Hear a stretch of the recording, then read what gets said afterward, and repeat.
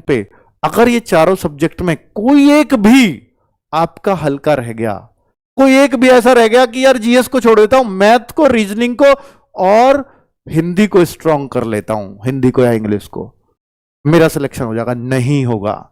चारों पे मेहनत करनी पड़ेगी। अगर चारों पे मेहनत करने की बात आएगी तो 6 मंथ्स बहुत डेडिकेटेडली तैयारी करनी पड़ेगी, गायब होना पड़ेगा आपको। किससे? अपने समाज से, नजरों में ही नहीं आना। कहां गया 6 महीने, किसी को पता ही ना हो, पड़ोसी को। ऐसे गायब होकर तैयारी करनी पड़ेगी। सिर्फ आपको एक टारगेट दिख रहा है, इस बार वर्दी लेनी है, तो शायद आप इस टारगेट को अचीव कर जाओगे, चाहे आप कितने भी एवरेज क्यों ना हो। 6 महीने मोर देन सफिशिएंट है एसएससी जीडी में 150 प्लस स्कोर करने के लिए। लेकिन उस 6 महीने 6-7 घंटे सिर्फ पढ़ाई होनी चाहिए और कुछ नहीं।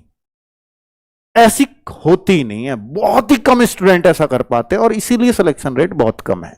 आप ये देखते हो 50 लाख बच्चों का फॉर्म है, लेकिन जो असली कंपटीशन है ना, जो असली कंपटीशन है वो सिर्फ 2 लाख बच्चों में होता है, सिर्फ 2 लाख में। 50,000 वैकेंसी भी है, हर 4 मेहनती में से एक का सिलेक्शन हो जाता है। और सोचते क्या है, 50,000 वैकेंसी, 50 लाख फॉर्म, 100 बच्चों में से एक का सिलेक्शन, यही आएगा ना निकल के। पर वो 100 नहीं होते, मेहनत करने वाले 4 हैं, 4 में से एक का हो जाएगा। ठीक है, चलिए। तो भाई एवरेज बच्चा बिल्कुल ना घबराए, 6 महीने आपको बहुत ही बेहतरीन तरीके से डेडिकेटेड रूप से देने होंगे और एक चैनल पे विश्वास करके देने होंगे, टीचर पे विश्वास करके देने होंगे।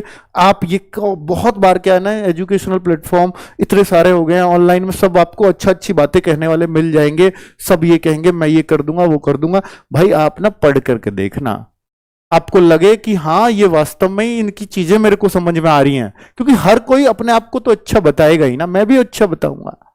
ठीक है, तो कोई अपने आप की बुराई नहीं बताएगा। तो मैं आपको बता रहा हूं कि भाई जिसमें भी आप ना मैथ्स आपका वीक है तो मैथ्स का टॉपिक डालो यूट्यूब पर, उसके 3-4 वीडियोस आएंगे, किसी एक टीचर से पढ़ के देखो उस टॉपिक को जो आपको नहीं आता। आपको लगे कि ये वाला टीचर दूसरे नंबर वाला सबसे अच्छा पढ़ा रहा है, सबसे अच्छी बात इसकी समझ में आई है जो मुझे आज तक नहीं आई, तो भाई आप उससे पूरा मैथ पढ़ डालो। अगर आप उससे पढ़ लिए और फिर यह है कि अगर आपने एक चुन लिया तो फिर उसे एक पे ही रहना, फिर ऐसा नहीं इससे भी पढ़ लूं उससे भी पढ़ लूं। और उससे ऑनलाइन में यही हो रहा है कि हम 4 अलग अलग जगह पढ़ रहे हैं और सही पूछो ना एग्जाम में क्वेश्चन फिर भी नहीं हो रहा है। हम वहीं अटक रहे हैं जहां हम अटकते थे, वो इसलिए ही हो रहा है क्योंकि ना आपको ऐसा लग रहा है इसे भी ले लूं उसे भी ले लूं। ऐसे नहीं होता सिलेक्शन। जो भी लिया है उसको कंठस्थ लो और तरीके से, और बुक से प्रैक्टिस करो। कॉन्फिडेंस कभी भी यूट्यूब से पढ़ने से आएगा ही नहीं। आपका कॉन्फिडेंस हमेशा एक चीज से आ सकता है, वो है बुक्स। पढ़ो यूट्यूब से, क्योंकि बुक आपको समझाएंगी नहीं। यूट्यूब से समझ लो चीजों को, एप्लीकेशन से समझ लो, कोई दिक्कत नहीं है। कोई इतने सस्ते कोर्स हैं, किसी का भी ले सकते हो। और भाई उस कोर्स से पढ़ लो, एक टीचर को फॉलो कर लो, उसके साथ एक बुक फॉलो कर लो, निश्चित तौर पर कोई सिलेक्शन नहीं रोक पाएगा आपका, कोई भी नहीं। ठीक है, एवरेज बच्चे को यही करना चाहिए। एवरेज बच्चा ही भटकता है 10 जगह। कई बार पता लगता है फॉर्म आए 2 महीने तक सिर्फ ये सर्च कर रहा है, इससे पढ़ूं या इससे पढ़ूं, अगले महीने उसका एग्जाम है, तो कैसे होगा सिलेक्शन? तो ये सब चीजें हैं जो बच्चे को डिस्ट्रैक्ट कर रही हैं। सिलेक्शन मंत्र 3 चीजें हैं, मैं आपको बार बार जिक्र कर रहा हूं। बुक्स आपको पढ़नी पड़ेंगी। अगर आप ये सोचते हो कि क्लास के नोट्सों से काम हो जाएगा, नहीं होगा। अच्छे मार्क्स लाने से होगा, और अच्छे मार्क्स बुक्स के बिना नहीं आ सकते, क्योंकि बुक्स आपको कॉन्फिडेंस बूस्ट करती हैं। बुक से अगर सवाल हुआ, क्लास से किया, क्लास टीचर ने एक सीट दे दिया आपको, क्योंकि उसने क्लास में जो पढ़ाया बिल्कुल वैसे ही क्वेश्चन, तो आपको ना कॉन्फिडेंस नहीं आ पाएगा। बुक से हमेशा बचोगे आप, यार बुक से नहीं, सीट से कर लेता हूं, नहीं।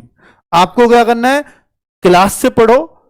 अब उस चैप्टर को टीचर ने पढ़ाया है, मान लो मैथ्स का चैप्टर है नंबर सिस्टम, तो नंबर सिस्टम में अगर यूनिट डिजिट पढ़ाया है तो बुक से यूनिट डिजिट के क्वेश्चन ढूंढ ढूंढ के करो।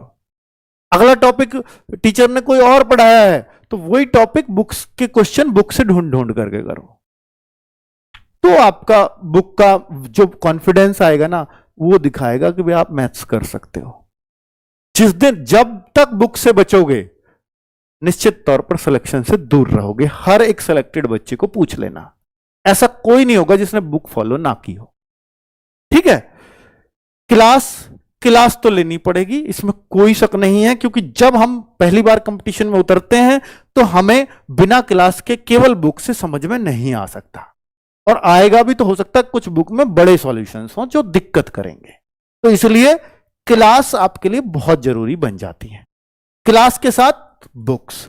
और फिर अंत में आता है, एक बार सिलेबस कंप्लीट करने के बाद मॉक को तभी छेड़ो। पहले सिलेबस कर लो पूरी, हर एक चीज कंप्लीट, अब मैं मॉक पे आता हूं। और पर ऐसा ना हो कि मॉक के लिए 5 ही दिन बच रहे हैं या 7 दिन बच रहे हैं, नहीं, मॉक कम से कम एग्जाम से 1 महीने पहले तो बहुत अच्छे से देने शुरू कर देने चाहिए, और कम से कम 10 से 15 मॉक देकर के ही एग्जाम में बैठना चाहिए, कम से कम।